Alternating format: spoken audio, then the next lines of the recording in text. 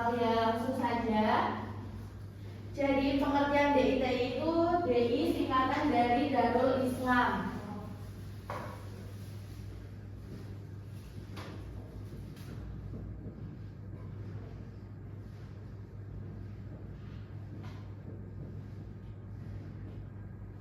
Dan TII, ada yang tahu? Tentara Islam Indonesia.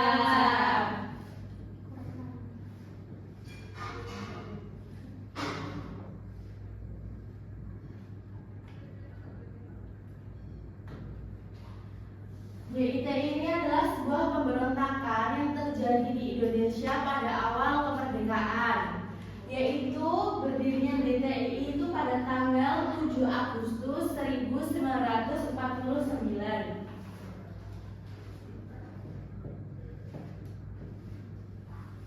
Yang berada di daerah Tasikmalaya, Jawa Barat ya. Kemudian pendiri dari DITI adalah Sekar Maji Marican Kartosuwiryo. Dia adalah tokoh yang lahir di Cepu, Jawa Tengah. Kemudian latar belakang berdirinya DITI adalah rasa kekecewaan Kartosuwiryo terhadap pemerintah negara Indonesia. Karena setelah adanya perjanjian Renville, menurutnya itu perjanjian itu memberikan kerugian bagi rakyat Indonesia, terutama daerah Jawa Barat. Karena ada beberapa daerah di Indonesia itu harus diserahkan kepada Belanda ya. Kemudian Belanda juga itu masih berusaha menguasai Indonesia sehingga kondisi itu belum benar-benar aman. Tujuan dari DITI yang pertama yaitu mendirikan negara Islam Indonesia. Kenapa kok bisa mendirikan negara Islam Indonesia? Ada yang tahu nggak alasannya? Kenapa? Nggak tahu. Baik, karena tujuan dari mendirikan negara Islam Indonesia itu karena Kartosuwiryo itu berpendapat mayoritas negara Indonesia kan beragama Islam. Dia ingin mendirikan negara Islam yang berdasarkan Al-Quran dan Hadis.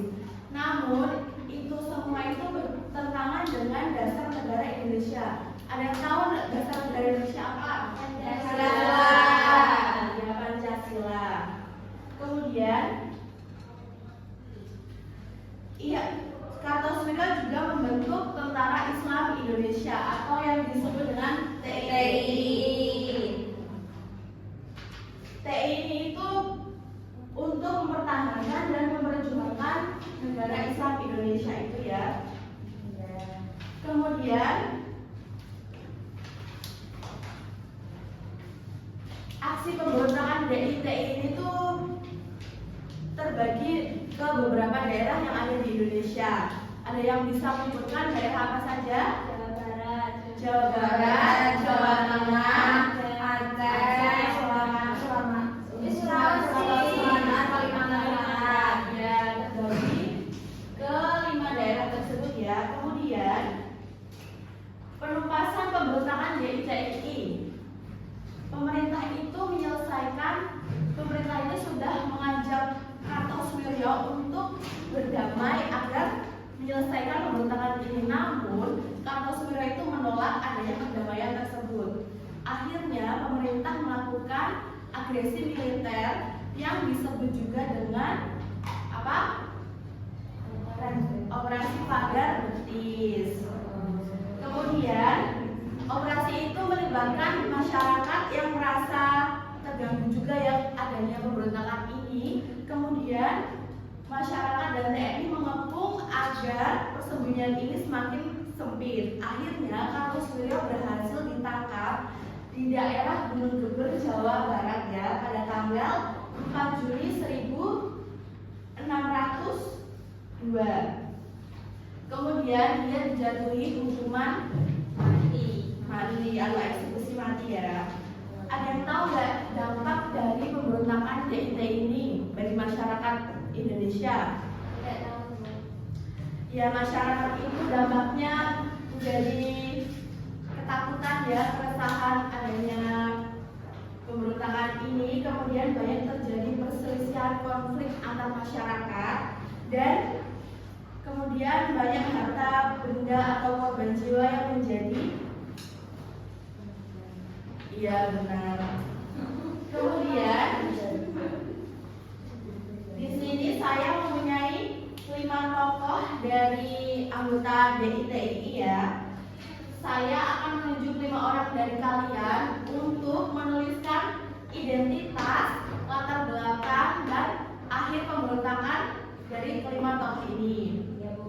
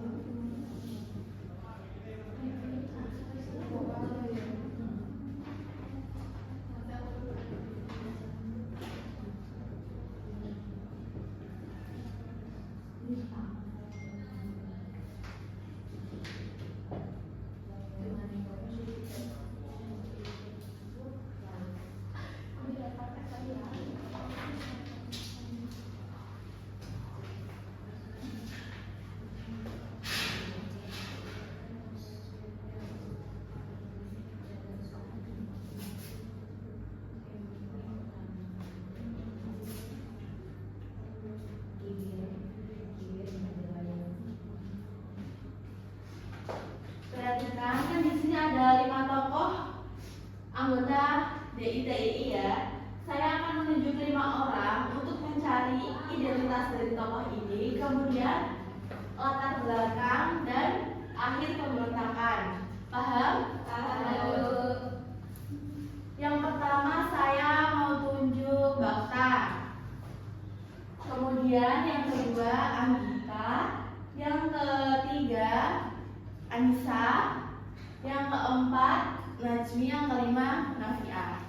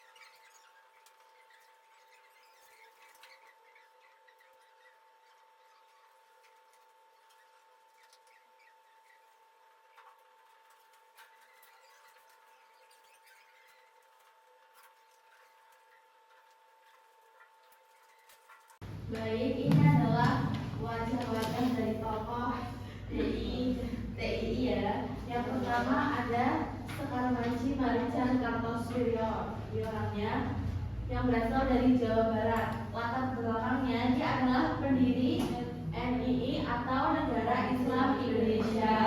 Kemudian pemimpin utama dari gerakan TII. Kemudian memproklamasikan NII pada tanggal 7 Agustus 1949. Akhir pemberontakannya, dia ditangkap oleh TNI pada tanggal 4 Juni 1962 dalam operasi Pagar Betis di Gunung Gember, Majalaya, Jawa Barat. Kemudian dia dijatuhi hukuman mati dan dieksekusi pada tanggal 16 Agustus 1962. Kemudian penangkapannya menandai berakhirnya pemberontakan TII di Jawa Barat. Kemudian ada Ibnu Hajar, berasal dari Kalimantan Selatan. Latar belakangnya adalah mantan Letnan 2 TNI. Kemudian memimpin kelompok Kesatuan Rakyat yang tertindas dan bergabung ke TII. Kemudian menyerang pos-pos TNI di Kalimantan Selatan. Akhir pemberontakannya yaitu pemerintah melaksanakan penggerakan operasi militer. Kemudian Ibnu Hajar ditangkap pada tahun 1959 dan dijatuhi hukuman mati pada tanggal 22 Maret 1965 sehingga pemberontakan TII di Kalimantan Selatan berakhir. Kemudian ada Daud Beno. Ini adalah tokoh dari Aceh. Dia adalah tokoh PUSA atau Satuan Ulama Seluruh Aceh, pemimpin TII di Aceh. Kemudian bergabung dengan NII pada tanggal 20 September 1953 karena kecewa terhadap kebijakan pemerintah mengenai status Aceh. Kemudian akhir pemberontakannya, pemerintah melakukan operasi militer dan pendekatan damai. Kemudian melalui musyawarah kerukunan rakyat Aceh pada tahun 1962 konflik berhasil diselesaikan. Kemudian Daud Beno kemudian kembali ke Pakuan Republik Indonesia. Kemudian ada Amir Fattah dari Jawa Tengah. Dia adalah mantan komandan, kemudian memimpin TII di Jawa Tengah. Memproklamasikan TII di Tegal pada tanggal 22 Agustus 1949. Kemudian menyatakan bergabung dengan NII pimpinan Kartosuwiryo. Kemudian berakhir pemberontakan yaitu pada pemerintahan membentuk pasukan Banteng Riders ya. Kemudian yang terakhir ada Kahar Muzakar dari Sulawesi Selatan. Latar belakangnya yaitu memimpin TII di Sulawesi Selatan, melakukan perang gerilya melawan pemerintahan sejak tahun 1951. Kemudian akhir pemberontakan yaitu pemerintah melakukan operasi militer secara berkelanjutan. Kahar Muzakar tewas dalam operasi TNI pada 3 Februari 1965. Jadi ini ya tokoh-tokoh dari TII ini. Ada yang masih belum paham atau mau ditanyakan lagi? Baik, jika sudah paham, semoga dapat memberi wawasan kepada kalian semua ya.